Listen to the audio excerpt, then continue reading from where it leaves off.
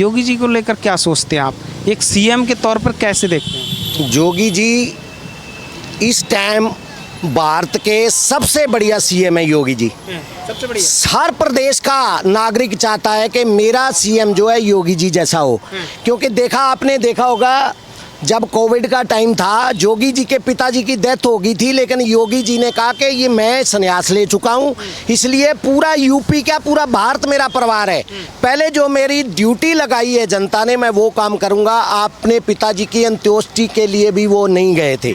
और योगी जी की क्या उपलब्धियाँ हैं, जब से योगी जी आए हैं कि जिसको उत्तर प्रदेश को एक बीमारू राज बोला जाता था, वो बीमारू राज को आज दूसरे नंबर पे लेकर के आ गए हैं योगी जी। जो योगी जी के आने के बाद पहली बार दोबारा अगर कोई सरकार जीत के आई है, योगी जी अपने बल के ऊपर लेके आए हैं।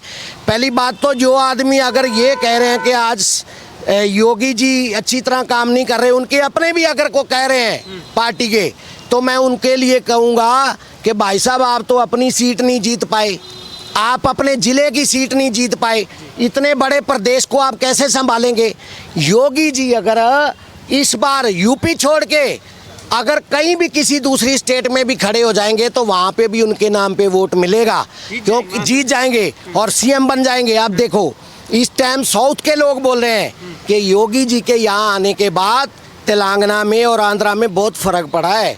योगी जी एक इस टाइम पूरे यूपी के नहीं पूरे देश के नेता बन चुके हैं, और अगर योगी जी के खिलाफ कोई गलत चाल चल रहा है तो उनको भी सोचना चाहिए। अगर पार्टी भी ये फैसला सोच रही है ना, तो पार्टी के लिए भी आत्मघाती कदम होगा, क्योंकि यूपी को ऐसा नेता नहीं मिलेगा।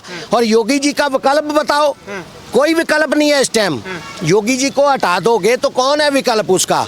लेकिन इतने बड़े प्रदेश को योगी जी जिस बढ़िया तरीके से संभाल रहे हैं, इनका विकल्प किसी दूसरे के पास नहीं। और अगर ऐसा कदम पार्टी भी उठाती है तो उसके लिए घातक होगा, क्योंकि यूपी में जो रहेगा वही देश में राज करेगा, क्योंकि यूपी से प्रधानमंत्री की जो कुर्सी है यूपी से निकल करके आती है। सबसे ज़्यादा सीट 80 सीट यूपी देता है, और इसीलिए योगी जी सबसे बढ़िया सीएम है इस टाइम।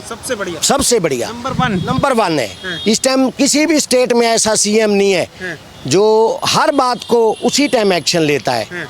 देखो पहली बार तो पब्लिक ने बीजेपी को चुना, बीजेपी ने वोट योगी को सीएम बनाया ना, लेकिन दूसरी बार क्या किसके बल पे जीत के आए? योगी जी के बल पे। तो इसलिए अगर वो अच्छे काम कर रहे हैं, उनके लिए पूरा प्रदेश ही उनका परिवार है, पूरा देश ही उनका परिवार है, तो उनके जैसा कोई बंदा हो नहीं सकता, क्योंकि उनको कोई लालच नहीं है। उनको आगे देखना नहीं है कि मेरा बच्चा सीएम बने या आने वाले टाइम पे मेरे पास धन दौलत हो। उनको तो अपनी सेवा करनी है और अपनी लाइफ को जो है ना इस समाज के लिए जीनी है।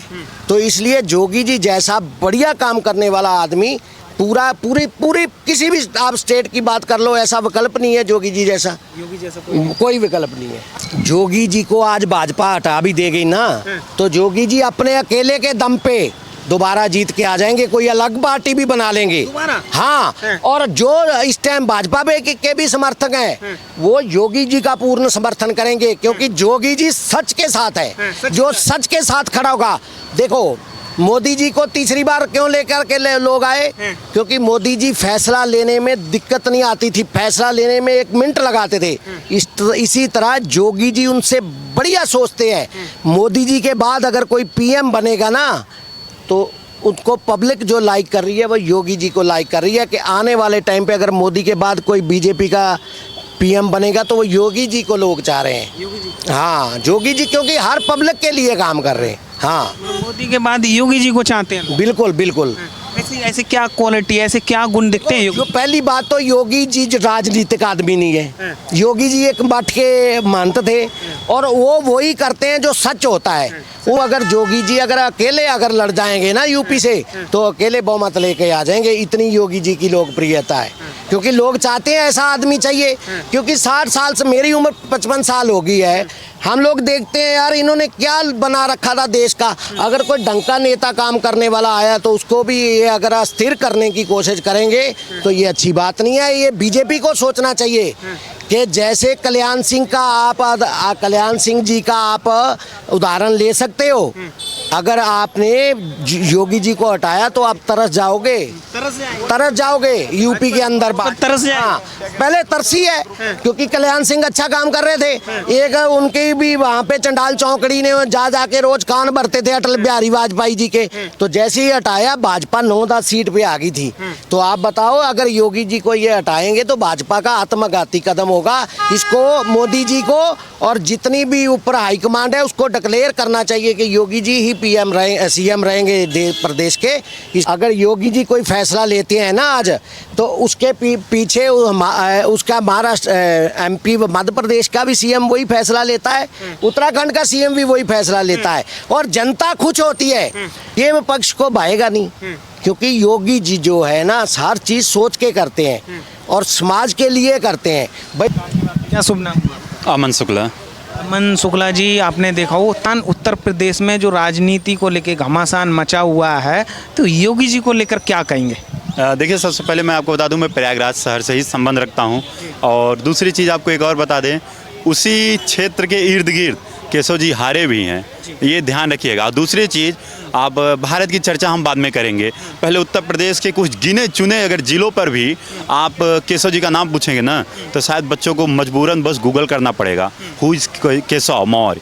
अगर आप देश के किसी भी कोने में, हम कह रहे हैं आप केरला चले जाइए, वहाँ किसी एक समुद्र तट पे भी मछुआरे से भी पूछेंगे हम उत्तर प्रदेश से हैं और योगी जी को जानते हैं, तो मुस्कुराएगा, कहेगा अच्छा योगी जी हम जानते हैं, मुंडा से हैं, भगवाधारी हैं, बहुत अच्छा आदमी है। अच्छा आदमी किस पर्पज में, अब हम आपको बताते हैं अच्छा आदमी किस पर्पज में।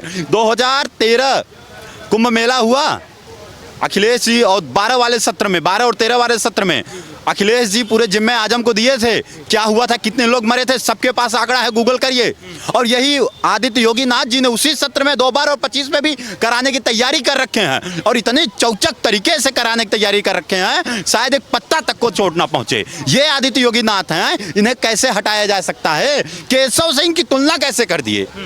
ये देश में ये फर्जी लोग हैं जो केशव और योगी की तुलना कर रहे हैं।